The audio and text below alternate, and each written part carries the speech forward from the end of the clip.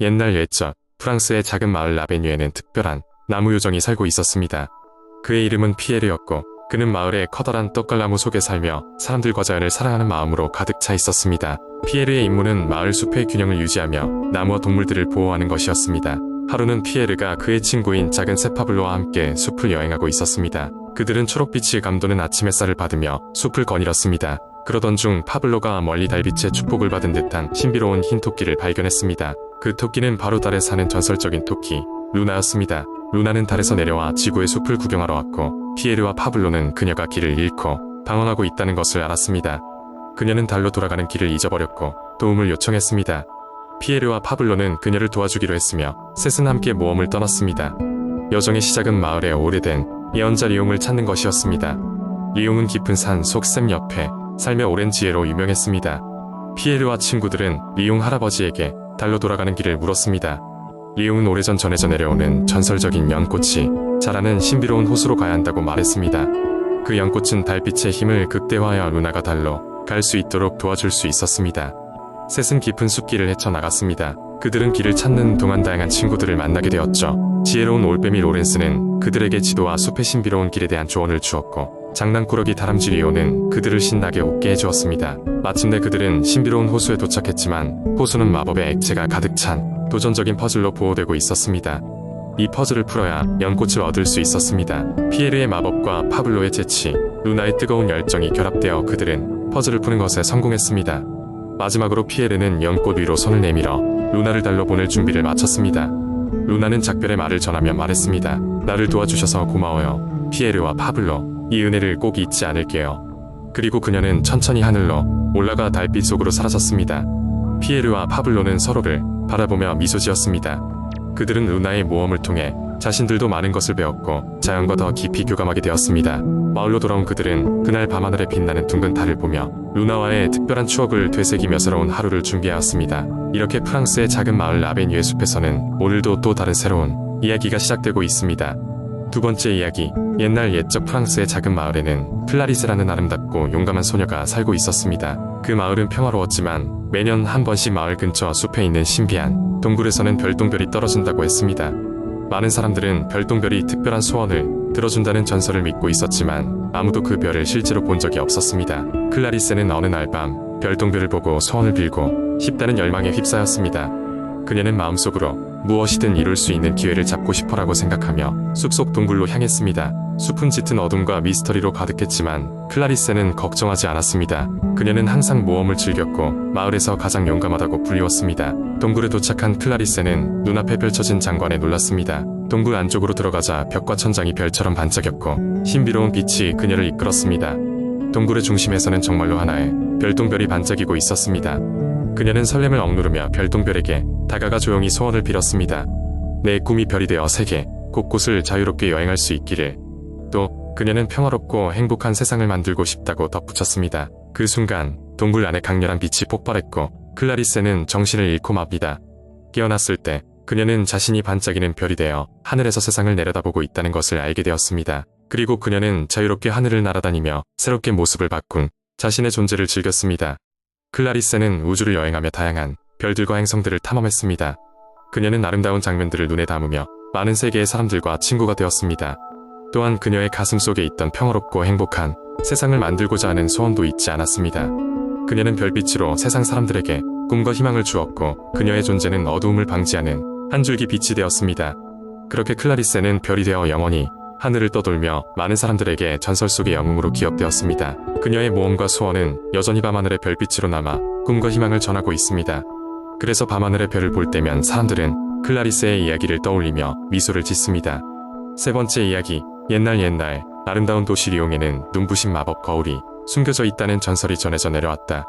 이 마법 거울은 한번 비추기만 해도 소원을 들어준다고 했고 많은 사람들이 이 거울을 찾아 모험을 떠나곤 했다. 그러나 아무도 그 거울을 본 적이 없었다. 리옹의 평범한 목수였던 장은 이 전설을 어릴 적부터 듣고 자라며 언젠가 마법 거울을 찾아 자신의 소원을 빌겠다는 꿈을 키워왔다. 장이 바라던 소원은 그의 아픈 어머니가 다시 건강을 되찾는 것이었다.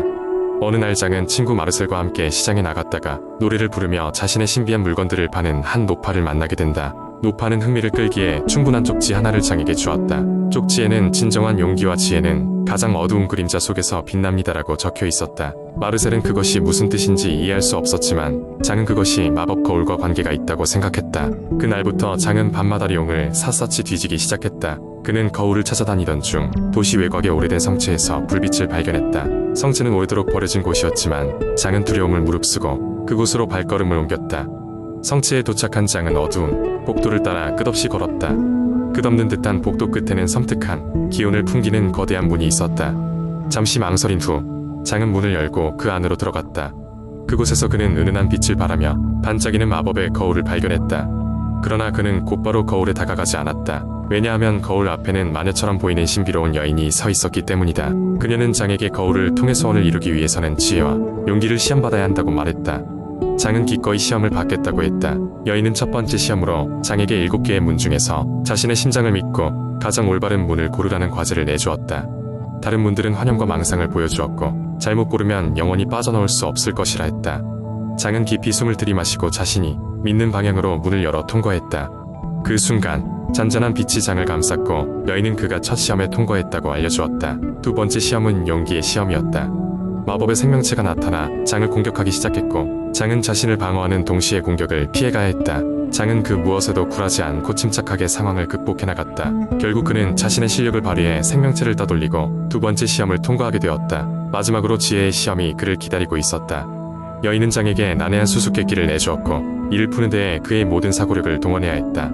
장은 머리를 싸매고 고민한 끝에 정확한 답을 찾아냈다. 모든 시험을 통과하자 여인은 장에게 마법 거울에 다가가도 좋다고 알려주었다. 장은 거울을 바라보며 자신의 유일한 소원인 어머니의 건강 회복을 빌었다. 그러자 거울이 밝게 빛났고 장은 울컥한 감정이 북받쳐 오르는 것을 느꼈다. 그 후 장은 동트기 전에 성체를 나왔다. 그의 어머니는 곧 건강을 되찾았고 장은 리옹의 사람들에게 그의 모험과 마법 거울에 대한 이야기를 들려주었다. 그리고 리옹 사람들은 장의 지혜와 용기를 높이 사며 그 전설을 계속 전해 내려갔다. 리옹의 마법 거울은 더 이상 모습을 드러내지 않았지만 사람들은 여전히 사랑하는 사람을 위한 용기와 지혜를 믿으며 살아갔다. 네 번째 이야기. 옛날 옛적 프랑스의 고즈넉한 마을 근처에는 신비로운 나무숲이 있었다. 이 숲은 마법의 나무숲이라 불렸는데 전설에 따르면 이곳에는 특이한 능력을 지닌 나무들이 있다고 전해졌다. 이 숲에는 수백 년 전부터 마을 사람들의 구전으로 내려오는 많은 이야기들이 있었다. 그중 가장 유명한 이야기 중 하나는 에델이라는 어린 소녀의 이야기였다. 에델은 9살밖에 되지 않았지만 누구보다도 호기심이 많고 모험심이 강한 소녀였다. 그녀의 부모는 항상 에델에게 외딴 숲에는 위험이 많으니 혼자 가지 말라고 당부했다. 하지만 어느 날 친구들과 숲의 가장자리에서 놀던 에델은 눈을 반짝이며 무언가에 끌리듯 숲 안으로 발길을 들였다. 숲속으로 들어가자 에델은 마치 다른 세계에 온 것 같은 느낌이 들었다. 나무들은 마치 말할 수 있을 것만 같았고 숲의 향기는 그녀의 마음을 편안하게 만들어 주었다. 숲을 탐험하던 중 에델은 평범한 나무와는 달리 화려한 나무 하나를 발견했다. 그 나무의 이름은 꿈을 이루는 나무라고 불렸다. 나무의 가지에는 형형색색의 열매가 주렁주렁 매달려 있었는데 이 열매는 사람들의 소원을 들어주는 힘이 있다고 전해지는 전설적인 열매였다.